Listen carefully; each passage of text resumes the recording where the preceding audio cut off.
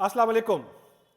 اگر آپ کو یہ پتہ چل جائے کہ آپ کی زندگی کا سب سے بڑا دشمن کون ہے تو آپ حیران ہوں گے کہ وہ آپ کا اپنا دماغ ہے، اپنا اندر ہے، آپ کا اپنا مائنڈ ہے. اب آپ کہیں گے یہ کیا چول مار رہا ہے، یہ کس طرح کی بات کر رہا ہے؟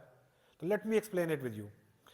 ایکچولی جب ہم اپنے دماغ میں پریشان ہو رہے ہوتے ہیں کسی بات کے اوپر، خوف زدہ ہو رہے ہوتے ہیں، کوفت ہو رہی ہوتی ہے، سٹریس میں ہوتے ہیں، ٹینشن میں ہوتے ہیں، انزائٹی میں ہوتے ہیں، ڈپریشن میں ہوتے ہیں، کسی بھی بات کو لے کے، زندگی کے کسی بھی مسئلے کو لے کے، چاہے وہ کوئی کاروبار کا مسئلہ ہو، چاہے وہ کوئی خاندان کا مسئلہ ہو، چاہے وہ زندگی کے کسی لین دین کا مسئلہ ہو، آفس میں ہے، جاب میں ہے، کسی پریزنٹیشن کا مسئلہ ہو، کسی جگہ پہ اپنے آپ کو یعنی لوگوں کو امپریس وغیرہ کرنا ہو، جو مرضی اٹھا لیں.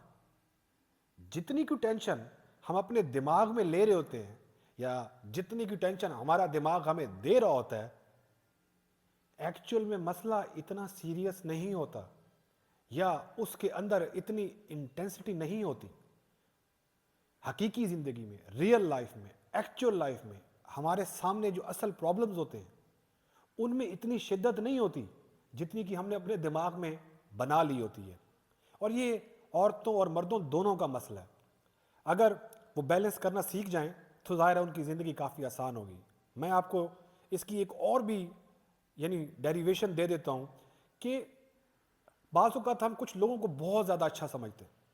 وہ ہمارے دوست بھی ہو سکتے ہیں، رشتہ دار بھی ہو سکتے ہیں، کولیگ بھی ہو سکتے ہیں، جاننے والے ہو سکتے ہیں، اور ہمیں ان کے اندر کوئی خرابی نظر نہیں آتی. اور اس کی سب سے بڑی مثال ہمارے بچے بھی ہو سکتے ہیں. لیکن کچھ نہ کچھ پرابلمز ان کے اندر بھی ہوتے ہیں جو ہمیں نظر نہیں آتے. اسی طرح کچھ لوگوں کو ہم بہت زیادہ برا سمجھ لیتے ہیں اور ہمارے دماغ میں وہ بہت زیادہ ایکسٹریم لیول پہ برے ہوتے ہیں. لیکن حقیقی زندگی میں وہ اتنے بھی برے نہیں ہوتے. جس وقت آپ یا میں اس قابل ہو جائیں کہ جو حقیقت زندگی، جو ریئل لائف میں، جو ایکچول لائف میں جتنی بھی پرابلم ہے یا خوشی ہے اتنی ہی اگر ہم دماغ میں لیں تو ہماری زندگی کافی آسان ہو جائے.